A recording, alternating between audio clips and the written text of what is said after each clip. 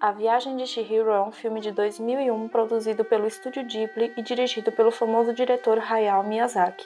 A obra vai contar a história de Chihiro, uma menina que está de mudança da cidade com seus pais. No caminho, eles erram a rota e param em frente a um caminho que dá em um túnel. Os pais então resolvem ir conhecer o local, mesmo contra a vontade de Chihiro, que parece estar com muito medo. A mãe e o pai resolvem explorar o local e a levam através de um túnel que vai dar em uma cidade fantasma.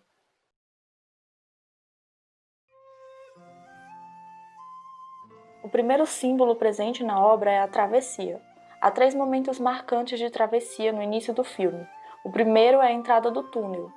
Esse início de jornada em que o personagem atravessa um buraco é um arquétipo bem comum no início de jornadas do herói, como é o que acontece em Alice no País das Maravilhas e a Toca do Coelho, ou em Coraline, com um túnel que existe atrás da pequena porta. O segundo momento vem logo após o túnel. Chihiro e seus pais caminham em direção à estação de trem e atravessam as pedras de um pequeno riacho, que só estará cheio durante a noite. Essa travessia marca a entrada de Chihiro no além-mundo, ou o mundo dos mortos, ou seja, o início de fato de sua jornada, deixando para trás tudo o que já passou. Quando ela voltar novamente a esse riacho, ela já não vai ser mais a mesma garotinha daquele início. Após o riacho, os pais de Chihiro seguem o cheiro de comida e encontram um banquete recém-feito. Os pais estão famintos e resolvem comer a comida. Chihiro nega-se a participar do banquete e começa a caminhada pelo local. Quando chega ao pé de uma ponte, ela encontra um menino que aparentemente conhece aquele lugar e que alerta: vocês não deveriam estar aqui. Depois do aviso, ela vai em busca dos pais e percebe que eles se transformaram em porcos e que ela está ilhada na cidade fantasma, pois o caminho que leva ao túnel está coberto por água. Ela então está sozinha e é obrigada a aceitar o desafio de viver uma grande aventura cheia de obstáculos para retornar com seus pais vivos para o lugar de onde vieram. Para trazê-los de volta à forma humana, Chihiro vai precisar ingressar nesse mundo estranho, e aí é que entra o terceiro símbolo da travessia, a ponte. Chihiro é guiada pelo menino Haku por essa ponte, e ela é só o início de todas as grandes provações pelas quais ela vai passar nesse novo mundo. Todas as tradições ocidentais e orientais confirmam o simbolismo da ponte como um lugar de passagem e de prova, um lugar que é muito mais de entrada do que de saída, um lugar do qual só se sai depois que são superadas todas as provas que aquele caminho vai trazer. Aquele que entra não é o mesmo que sai, porque ele vai sair mudado e ele vai voltar um indivíduo totalmente novo. A ponte tem o mesmo simbolismo que o barco, ambos representando o elemento da travessia. Na mitologia grega, temos a figura de Caronte. Caronte é o barqueiro de Hades que carrega as almas dos recém-mortos sobre as águas do rio Estige e Aqueronte, que dividiam o mundo dos vivos e o mundo dos mortos. Portanto, o único caminho para chegar ao mundo dos mortos, o avesso do mundo dos vivos, é através da água. Chegamos ao mundo através da água, que é representada pelo útero materno, e é somente através da água que poderemos sair dele.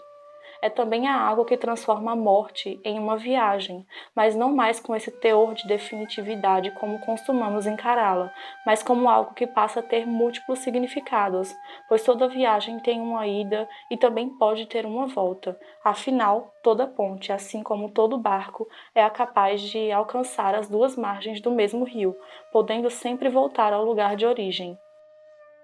Quando Chihiro atravessa a ponte sobre a água, ela está deixando o mundo dos vivos para adentrar o mundo dos mortos, acompanhada por Haku, que faz o papel de Caronte, guiando-a na travessia e no mundo dos mortos. A chegada de Chihiro a esse mundo é o início de um processo de transmutação. A viagem de Chihiro é, acima de tudo, uma viagem ao amadurecimento. Dentro do mundo dos espíritos, Chihiro vai passar por muitas provações que vão realçar seus conflitos e valores interiores. Lá chegando, ela precisa arranjar um emprego e vai trabalhar na casa de banhos comandada pela bruxa Yubaba. E um dos momentos de provações mais marcantes do filme acontece quando ela vai se deparar com o espírito sem face. Ela já o tinha visto diversas vezes naquele mundo, mas não tinha interagido nenhuma vez com ele. Sem face é um espírito devorador. Ele atrai todos ao seu redor, oferecendo ouro para eles e em seguida os devora. Por ser uma criança e não compartilhar ainda dos vícios do mundo adulto, Chihiro não é gananciosa. Ela não aceita o ouro do sem face e isso o enfurece. Talvez ele nunca tenha encontrado esse que não se subjugasse ao ouro antes. Mesmo diante da verdade sobre o sem-rosto, Chihiro não desiste dele e o afasta da casa de banho, dizendo que ele só é mau quando tá lá dentro. Assim que consegue tirá-lo de lá, Chihiro consegue colocar ervas em sua boca que o fazem vomitar tudo de ruim e voltar a ser o espírito tranquilo de antes. Para mim, não é como se a casa de banho em si exercesse algum poder sobre o espírito sem rosto, mas sim que as pessoas que estavam lá dentro faziam isso. Chihiro era a única criança do local, ou seja, a única que não estava corrompida pela ganância. Já os adultos viram no sem rosto uma fonte de riquezas e só lhe ofereciam gentileza se ele os agradasse com ouro. Ele de pronto correspondia aos interesses de todos ali, devorando-os em seguida, simbolicamente representando a ganância que devora a vida das pessoas. Chihiro era a única que não queria seu ouro em troca de sua gentileza. Ela lhe deu as ervas porque ela queria ajudar e apenas isso. A partir desse momento, o espírito passa a acompanhá-la em sua trajetória. O espírito não tem rosto, e para mim isso significa que em si mesmo o espírito não tem uma essência boa ou ruim, mas ele está aberto para que cada um contribua com sua essência, de acordo com aquilo que tem dentro de si. E é por isso que a ganância da casa de banho o tornou mal, enquanto o altruísmo de Chihiro o fazia bom. Assim como toda jornada, a de Chihiro também tem o desafio final, o seu maior desafio até então. Isso acontece quando o seu guia Haku está ferido e ela precisa sozinha ajudá-lo. Isso significa enfrentar a bruxa Yubaba. Para isso, Chihiro parte para o pântano profundo em busca de Zeniba, a irmã gêmea de Yubaba, para pedir sua ajuda. Com a irmã da bruxa, Chihiro consegue não só auxílio, mas também carinho e reconhecimento pela sua força e coragem, e também pelos amigos que fez pelo caminho. Esse apoio faz com que Chihiro ressignifique a imagem que tem sobre si mesma.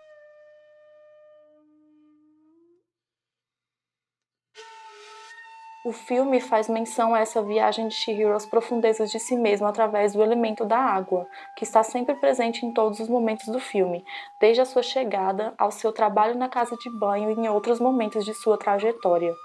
No início da jornada, Chihiro era uma menina muito medrosa, dependente dos pais e dos seus amigos. E a partir dos obstáculos pelos quais ela passa, ela consegue ir perdendo o medo de ser quem é e acreditando na sua própria potência, percebendo que ela pode agir e falar com sua própria voz, e que ela tem capacidade de mudar as pessoas e o mundo ao seu redor. Isso faz com que Chihiro não mais veja a Yubaba como uma ameaça suprema, porque agora ela tem a capacidade de enfrentá-la e de derrotá-la. O local do confronto final é a ponte. Yubaba espera Chihiro. Ela a deixará ir apenas com uma condição: achar seus pais no meio daqueles porcos que estão ali com ela. Mas aquela Chihiro que volta à ponte não é mais a mesma garotinha inocente e amedrontada que a atravessou uma vez.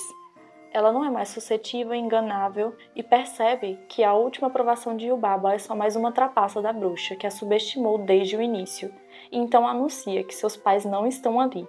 Assim, ela vence a bruxa, seu contrato é desfeito e ela pode ter seu nome de volta e voltar para casa. Haku encaminha Chihiro pelo túnel. O rio se desfaz. Eles se despedem com uma promessa de reencontro. Chihiro segue sozinha, agora sem olhar para trás. Chihiro não está mais presa ao passado. Seu olhar agora está todo voltado para as coisas que ainda estão por vir. Descendo o morro, Chihiro encontra seus pais, como se nenhum tempo tivesse passado. Mas ao atravessar o túnel, o carro coberto por folhas e poeiras demonstra que algum tempo se passou. Um último olhar melancólico é lançado para o túnel.